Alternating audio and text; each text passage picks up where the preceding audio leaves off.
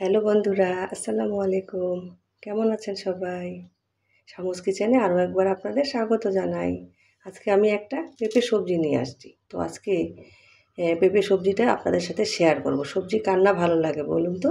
তো চলুন কথা না বাড়িয়ে আমরা ঝটপট সবজিটাকে রান্না করে ফেলি। তো আমি এখানে পেঁপে সবজিটা রান্না করার জন্য 2টা পেঁপে নিয়েছি। তো পেঁপেগুলোকে আমি এখন ভালোভাবে কেটে নেব। তো 2টা পেঁপে আমি কেটে এইভাবে নিয়েছি টুকরো টুকরো করে।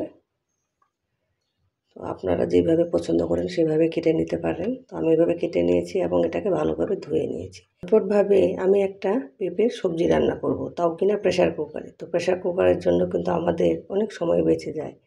তো আমি বেশিরভাগ সময়ই প্রেশার কুকারে রান্না করে থাকি, এতে আমার অনেক সময় বেঁচে যায়। তো আজকে আমি পেঁপের সবজিটা প্রেশার কুকারে রান্না করব, সেটাই আপনাদের সাথে শেয়ার করব। তো আমি প্রেশার কুকারটা নিয়ে নিয়েছি, আর প্রেশার কুকারে আমি মাংস রান্না করেছিলাম, সেইখানেই আমি রান্নাটা আজকে করব। এখানে সামান্য পরিমাণে ঝোল আছে। তো এরকম মাংসের ঝোলের মধ্যে যদি আমরা একটু সবজি ছেড়ে দেই, খেতে কিন্তু খুবই অসাধারণ লাগে। তো আপনারা দেখে নিশ্চয়ই বুঝতে পারছেন এখানে ঝোল আর 2টা হাড় ছাড়া আর কিচ্ছু নেই। তো আমি এখন পেঁপেগুলো এখানে দিয়ে দেব। তো পেঁপেগুলো আমি প্রেশার কুকারে দিয়ে দিয়েছি। এখন আমি রসুন বাটা দিয়ে দেব। এখানে 1 চামচ হবে আমি রসুন বাটা দিলাম। তো এখন আমি হলুদের গুঁড়া দিয়ে দিচ্ছি, জিরার গুঁড়া দিলাম 1/2 চামচ, ধনিয়ার গুঁড়া দিলাম 1/2 চামচ,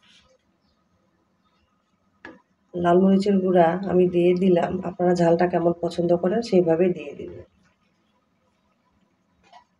তো এই সব কিছু দিয়ে আমি একটু ভালোভাবে নেড়ে দেব।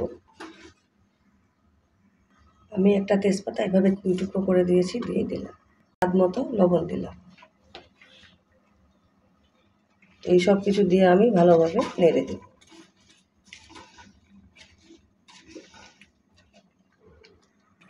সামান্য পরিমাণে আমি তেল দিয়ে দিয়েছি। এখানে বেশি তেল দেওয়ার কোনো প্রয়োজন নেই। তো আমি কিন্তু 2 থেকে 3 মিনিট ঝোলের সাথে পেঁপেটাকে কষিয়ে নিয়েছি। তো এটা কিন্তু বেশি কষানোর কিছু নেই, সামান্য পরিমাণে পানিও বের হয়েছে। আমি কিন্তু এক্সট্রা কোনো পানি দিব না। তো আমি এখন কুকারের ঢাকনাটা লাগিয়ে দেব। আমি কুকারের ঢাকনাটা লাগিয়ে দিয়েছি। আমি শুধু একটা সিটি দিয়ে নেব। তো একটা সিটি দিলেই কিন্তু আমার রান্নাটা হয়ে যাবে। তো আপনারা চুলার আঁচটা মিডিয়াম টু লোয়ে রাখবেন। প্রেসার কুকারের আমি মুখটা খুলে দিয়েছি, দেখেন কত সুন্দর আমাদের রান্নাটা হয়ে গেছে। তো এখন আমি খুন্তিটা দিয়ে একটু নেড়ে দেব।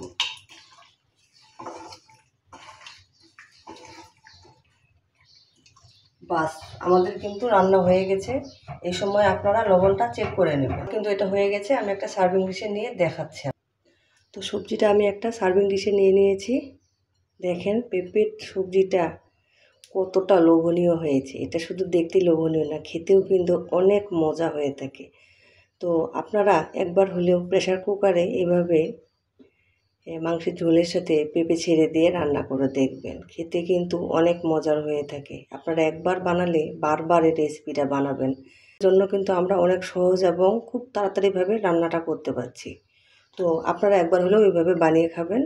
আর আজকের রান্নাটা কেমন হয়েছে আপনারা কমেন্ট করে জানাবেন। আপনাদের সুন্দর একটা কমেন্ট আমাকে উৎসাহ দেয়। এরকম মজার সহজ সহজ রেসিপি পেতে আমার চ্যানেলটিকে সাবস্ক্রাইব করে আমার পাশে থাকবেন। সবাই ভালো থাকবেন। আসসালামু আলাইকুম।